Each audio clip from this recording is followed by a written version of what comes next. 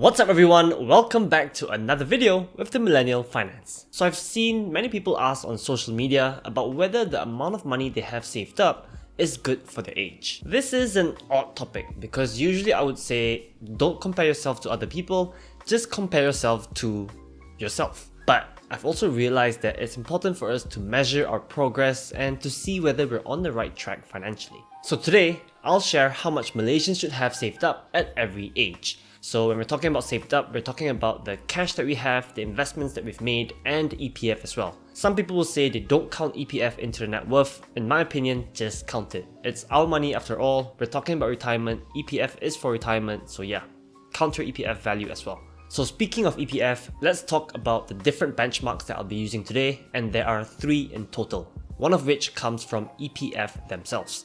In my opinion though, EPF's guidelines is a bit too low, but I guess they're doing it based on an absolute minimum we should have for retirement. So their benchmark gives us a retirement budget of 1,000 ringgit per month to live off for 20 years. Again, I think this is way too low, especially if you're living in a city like KL, but even if you're living outside of the city, I just don't know how far 1,000 ringgit a month can bring you. So the next benchmark that we'll be using is based on Bank Negara's minimum living wage that they published in 2016. And this is based off a single adult who needs 2,700 ringgit a month just to live. This is more realistic. 2,700 ringgit a month I think at least brings you a bit further than 1,000 ringgit. But just remember that these numbers are for a single adult. So if you expect to still need to support your kids post-retirement, or if you have a spouse that you live with, then obviously the numbers that you will need will be a lot higher. Just to be clear, the amount that I'll be sharing is not actually given by Bank Negara. All Bank Negara gave was the 2,700 ringgit minimum living wage, and we just did some backwards calculation to come up with the amount that you should have saved up so that you can have that number at retirement. The calculations that I got from this came from a website called multiply.org. They're not sponsoring this video or anything like that, but since I took the numbers from them, I thought I'd shout them out. They do seem pretty cool, so go and check out the website if you're interested. The final benchmark I'll be using is the ideal state, where we can continue living on the same quality of life even after we retire and we don't have to downgrade our lifestyle. This one is the hardest to achieve, but in my opinion, if you can do it, it's worth it just so you can have a comfortable retirement. Also, the EPF and Bank Negara benchmarks will actually be absolute numbers, so I'll give you an RM figure that we should aim to hit at every age. But for this one, it will be a multiplier of your income because realistically, that's how much you need. You can't tell me that now when you're working, you're earning 10,000 ringgit a month, but once you retire, you want to spend 30,000 ringgit a month. That's just not realistic, it's not going to happen. Also, all of these numbers are for people who want to retire at a normal age, so 55, 60 years old. If you want to retire early, then good for you, but you're going to have to need a lot more money at an earlier age. I also acknowledge that how much we really need for retirement and how much we should have saved up will really depend on how much we earn, our lifestyle, and also where we live. So if we live in KL or in the city, we probably need a bit more money, but if we lived in a smaller town like Ipoh, then maybe we don't need so much money. As we go through this video, I'll also share some areas in our personal finances that we'll want to work on at every single age of our life. So enough of all the intro, let's get started with first being 20 years old. EPF's benchmark here is to have 6,000 ringgit saved up. Bank Negara's is to have 3,000 ringgit, but in my opinion, there's no real savings target when you're 20 years old. Honestly, I don't even know how you're gonna have 6,000 ringgit in your EPF at this age. When I was 20, I had more like -6 ringgit. This is to be expected because when you're 20 years old, you're not even working yet, and even as you work throughout your 20s, you're probably not making so much money yet. Some people may also have student loans like PT/PTN, or maybe they bought their first car, so all of this will contribute to having a negative net worth. At this point, we want to just focus on building the foundations. So first of all, if you have 1 to 2 months of your expenses saved up already, that's a pretty good start, but throughout our 20s, we want to have a 6-month emergency fund. So work towards that. In my opinion, this is the most fundamental aspect of personal finance. Before we talk about anything else, build up your emergency fund so that you feel a lot more secure. Some other things that we want to do in our 20s to build that foundation is to 1. Have a credit card, so be responsible, learn how to manage your money, and you can build a credit score early. This is important because down the line when we want to apply for loans, it's going to be easier for us if we have a good credit score and we could even get better interest rates. Another thing we want to do at this age early on is to start practicing to save. So track your expenses, download some app to help you manage all of your spending. I use an app called Money Manager. I just put in every single expense that I make.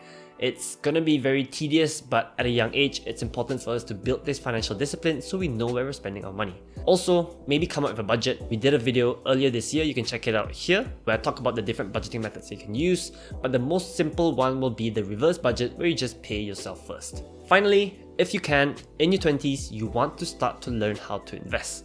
So the earlier we can invest, obviously, the better.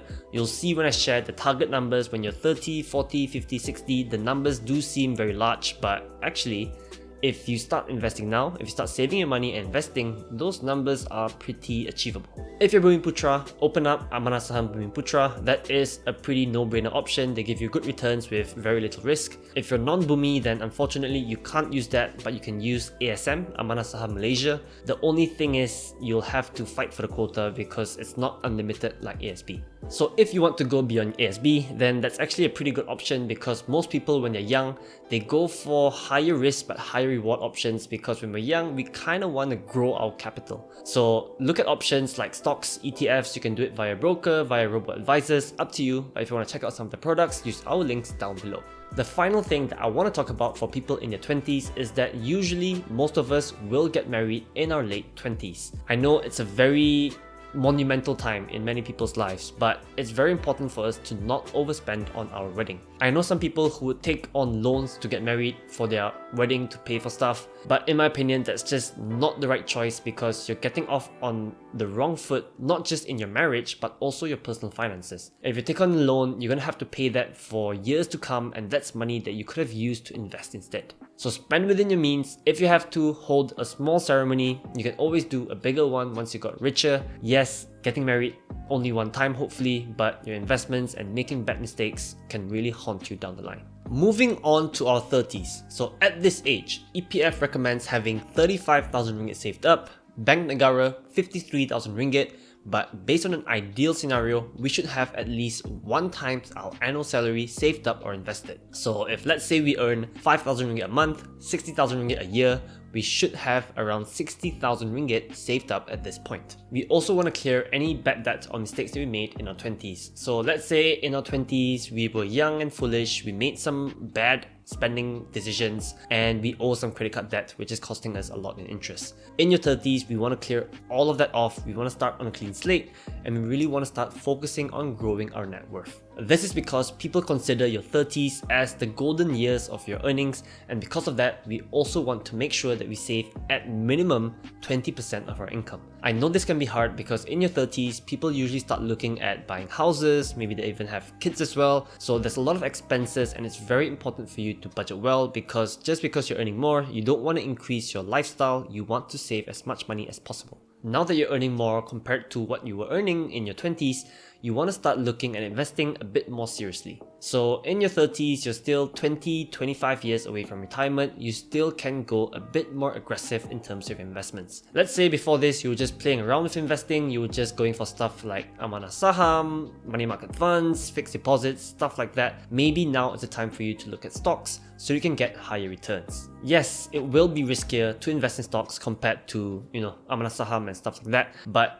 because we're still quite a bit off retirement, we can withstand any bear markets that will come. So even if a bear market lasts for 10 years, we will still be only in our 40s and we'll have a lot more time for the stock market to recover and give us huge gains in the years to come. Moving on to our 40s. So based on EPF, you should have 86,000 ringgit saved up by now. To achieve Bank Negara's minimum living wage, you should have 179,000 ringgit. But on an ideal scenario, you want to have 3 times your annual income saved up. This sounds hard, but if you invested 15% of your income ever since you're 25 years old and you could generate a 7% return every year, then it's not as hard as you think. You will definitely hit this number. That's why I said you should start investing as early as possible because it gives you more time to compound your investments, and achieving any of these numbers will be a lot easier than you think. On the income side, statistically speaking, we're pretty close to reaching our final boss form. This basically means that in our 40s, we will earn probably the highest we will ever earn in our lives. As we hit this age, we probably won't get a lot more increases or promotions that will give us more income. If you haven't yet, Now is also maybe a time to look at buying a property for you to stay over the long term so that we don't have to think about where to stay or paying for rent once we get into retirement age. In your 40s as well, we want to build a stacked emergency fund. So previously I said in our 20s, we want to aim for 6 months emergency fund. In your 40s, maybe aim for somewhere between 12 to 18 months depending on how safe you want to be. This is because our income is a lot more fragile, I would say, at this age, and we want to make sure that we can cover off any emergency that pops up and we don't have to go to our retirement fund to withdraw and pay off for any expenses that we didn't expect. In terms of your investments, we want to start to go a bit more risk off. So if previously you were going super risk on, you were investing in stuff like stocks and crypto and stuff like that, now's the time to maybe think about shifting that portfolio a bit and moving towards more safe investments like bonds and money market funds and stuff like that. Throughout your 40s, you'll also want to start to gauge how much you need to spend every month or every year, just so you know how much you'll roughly need in your retirement and see whether you're on track to hitting that number. On to 50 years old. So EPF says that you should have 175,000 ringgit saved up by now, and according to the Bank Negara minimum wage, we should aim to have 406,000 ringgit. In my opinion, this is definitely not enough for us to live in the city. It's not a huge nest egg for retirement, so we should aim to have around 6 to 7 times of your annual salary. At this point, our house will hopefully be close to being paid off, and our kids should all be grown up and maybe we don't have to support them anymore. So this should all lead to a higher disposable income which you can use to save and invest further. By this age as well, your net worth should really start to grow more from your investments rather than your active income. So let's say you earn 100,000 ringgit a year and you have 7 times that saved up, so that's 700,000 ringgit invested. If you can get 6% returns a year on that money, that's 42,000 ringgit just from investment returns every year, or 42% of your annual salary. So maybe I say you're in your final boss form in terms of your active salary, but in terms of your investments, you'll really start to see large chunks of money coming in just in terms of returns every year. In your 50s as well, you should really start to understand how much you're going to need for retirement and whether the amount of money that you've saved up is enough to supplement that. If it's not, then you pretty much have 2 options. One is you make a last-ditch attempt to try and earn more money just so that you can live the retirement life that you want. But the second option is a bit more realistic, and it's basically for you to start cutting down on your spending just so you know that you can live your retirement comfortably. Another thing that I want to call out is that in our 50s, we want to try and stop taking on new loans or upgrading our lifestyle. I know of people who want to reward themselves, right? For decades of their hard work, they think it's finally time to reward themselves, so they go and buy a bigger, better car, or they go and upgrade to a nicer new house in TTDI or something like that. It might seem nice, it might seem like you're rewarding yourself, and maybe with your current income, you can pay for that. But the thing is, at this age, if you lose your job and you lose your income, it's going to be very hard for you to find another one. So you don't want to ruin all of your retirement plans just because you made a financial decision, a huge financial decision late in your life. So I would say play it extremely safe. Only if you're absolutely certain that you can upgrade your lifestyle, you do it. Otherwise, just stick to what you have. Even for your investments at this age now, I would say go for a lot less risk. So stop going for stuff like stocks and crypto. This is because if we go into a bear market, you don't have the time to wait for the market to recover anymore. You don't want to invest your money into stocks and then you need that cash, you're forced to sell and withdraw that money, and you're going to take a big loss on your portfolio. So go for safer stuff, go back to the basic, go for fixed deposits, amanah saham. You can leave your cash in EPF if you want, you can put it in money market funds. Those are all good options for you. I wouldn't go so ham on new risky investments. The name of the game at this age is low risk, low reward. Yes, low returns every year, but since your investment amount is already pretty large, you don't need such high returns. When we're in our 20s, we want to grow our wealth, so our focus is on capital growth, which is why we go for higher risk stuff. But at this age, the name of the game is capital preservation. We just want to keep what we have and make sure that we're keeping up with inflation. Finally, you've hit 60 years old. This is retirement age. EPF and Bank Negara, both of them ended it at 55 years old. So EPF recommends 240,000 ringgit at retirement. That's enough for 1,000 ringgit a month. BNM recommends 568,000 ringgit. That's enough for 2,700 ringgit a month. Ideally though, you want to have around 8 to 10 times of your annual income saved up at this age. So the number one biggest goal that nearly everyone in the personal finance space has is to have 25 times your annual spending saved up. So if let's say you expect to spend 100,000 ringgit a year when you retire, if you can have 2.5 million ringgit saved up and invested, then you can live off of your dividends completely. So 2.5 million ringgit saved up.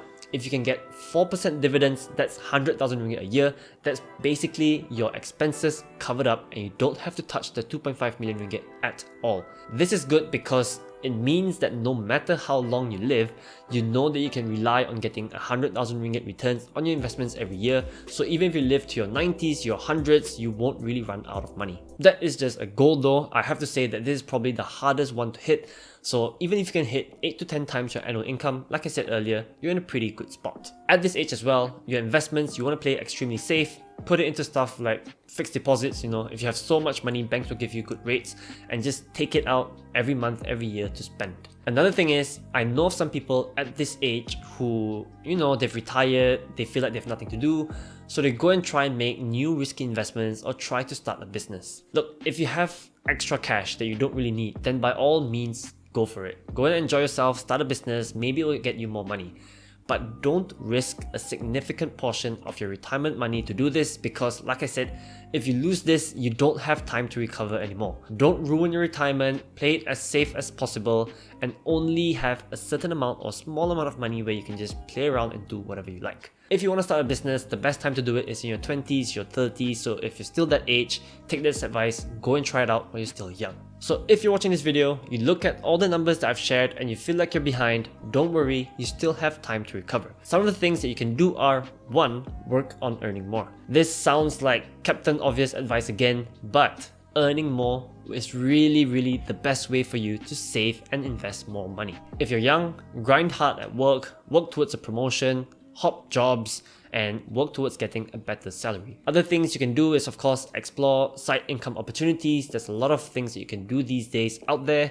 And if you feel like you have the business know-how, go for it. Start a business like I was talking about.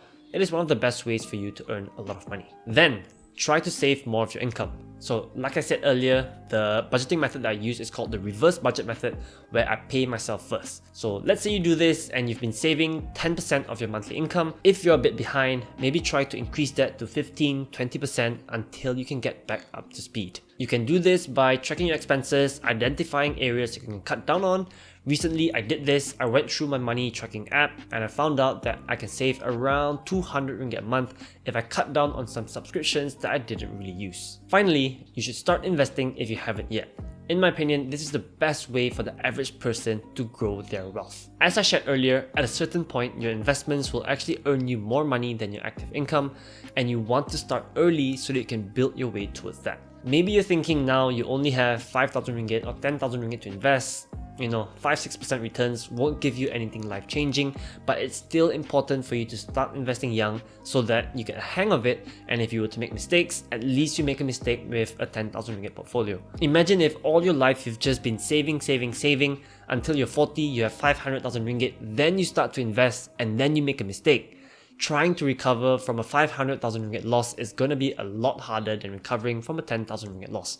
So start investing as early as you can, make all the mistakes that you have to, and start growing your investing portfolio. If you want to start investing, check out brokers, robo-advisors, stuff like that. Down below, we have links below. You can get some freebies if you use our link, and you'll be supporting the channel as well. Thanks for watching this video to the end, guys. Subscribe to our channel to get more videos on how to earn, save, and invest your money so that you can hit this savings number at every age. See you guys in the next one. Peace out.